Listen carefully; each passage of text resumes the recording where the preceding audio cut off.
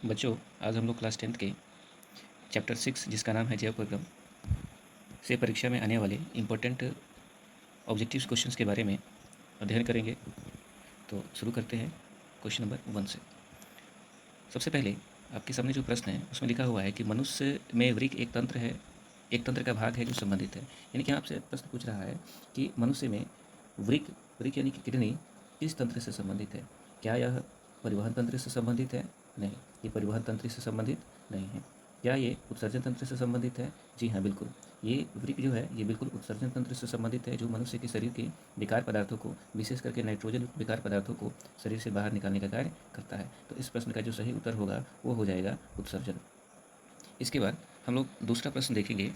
दूसरा प्रश्न है क्लोरोफिल वर्णक का रंग कैसा होता है। जी, क्लोरोफिल वर्णक का रंग कैसा होता है? तो आप सबको मालूम है कि क्लोरोफिल नामक वर्णक जो है पेड़ पौधों की पत्तियों में पाया जाता है और इसी के कारण पत्तियों का रंग हरा होता है। तो जाहिर सी बात है कि इसका रंग भी हरा ही होगा। तो यहाँ पे आप आंसर कर सकते हैं कि क्लोरोफिल वर्णक का रंग जो है हरा होता है। ठीक है। इसके बाद हम लोग नेक्स्ट क्वेश्चन की तरफ देखेंगे। मनुष्य के शरीर में भोजन का पचना किस प्रकार की क्रिया है? ये आपकी बोर्ड के लिए एक इंपॉर्टेंट क्वेश्चन हो सकता है। मनुष्य के शरीर में भोजन का पाचन एक प्रकार का उपचयन क्रिया है। ठीक है, क्योंकि इसमें भोजन के जो बड़े बड़े अणु है वह छोटे छोटे अणुओं में टूट जाते हैं। तो हम कह सकते हैं कि भोजन का पाचन एक उपचयन क्रिया है, इसमें भोजन बड़े बड़े अणुओं से छोटे छोटे अणुओं में टूट जाता है। ठीक है। नेक्स्ट क्वेश्चन की तरफ बढ़ेंगे। देखेंगे मानव हृदय में कितने वृषभ पाए जाते हैं। तो आप सबको मालूम है कि अलग अलग जीवों के जो हृदय होते हैं उसमें अलग अलग चेम्बर होते हैं। ठीक है। अगर बात की जाए मछली की, तो मछली के हृदय में 2 रेशम होते हैं। अगर बात की जाए मेढक और अधिकांश सरीसृप की, तो उसमें होते हैं 3 रेशम।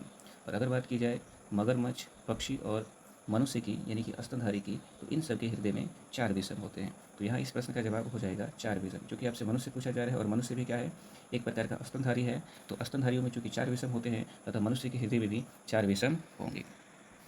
नेक्स्ट प्रश्न है कि कवक में पोषण की कौन सी विधि होती है। तो अगर आप ध्यान से देखिएगा आपको मालूम है कि कवक जो है फंजाई को बोलते हैं और उसमें क्लोरोफिल नहीं पाया जाता है। क्लोरोफिल नहीं पाए जाने के कारण उसमें स्वपोषण की प्रक्रिया नहीं होती है, वह सड़े गले पेड़ पौधों से अपना पोषण प्राप्त करता है। इसलिए आप कह सकते हैं कि कवक एक मृत जीवी पौधा है। ठीक है, मृत जीवी जीव है जिसमें पोषण की प्रक्रिया जो है मरे हुए जीव जंतु से होती है, अतः इसको हम एक मृत जीवी कहेंगे।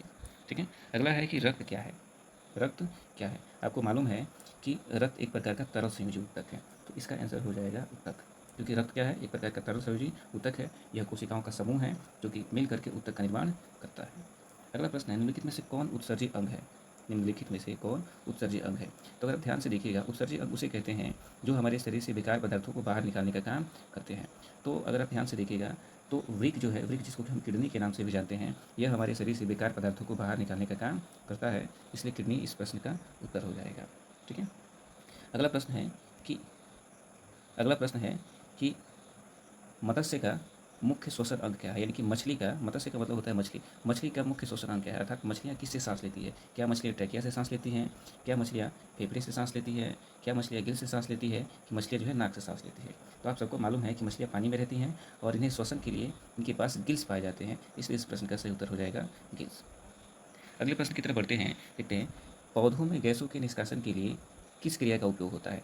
जी हाँ, पौधे में गैसों के निष्कासन के लिए, मतलब पौधों में जो गैसेज है, विशेष करके जो ऑक्सीजन गैस है, वह जब बाहर निकलता है तो किस क्रिया का उपयोग होता है। ठीक है। तो पौधों में गैसों के निष्कासन के लिए विसरण की क्रिया होती है। कौन सी क्रिया होती है? विसरण। विसरण के माध्यम से पौधों के अंदर पाए जाने वाले जो गैसेज हैं या जो गैस बनते हैं वह उसके शरीर से बाहर निकलते हैं। अगला प्रश्न है कि रक्त में आयरन की कमी से कौन सा रोग हो जाता है। अगर कहा जाए कि मनुष्य के शरीर में विटामिन ए की कमी हो जाए तो कौन सा रोग होगा। तो विटामिन ए की कमी से रतौंधी नामक रोग होता है। कौन सा रोग होता है? रतौंधी नामक होता है।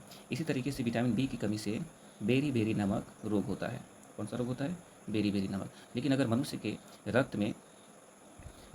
रक्त में आयरन की कमी हो जाए, यानी आयरन यानी कि लोहे की कमी हो जाए, तो आयरन की कमी से मनुष्य के शरीर में होने वाला जो रोग है वो है एनीमिया।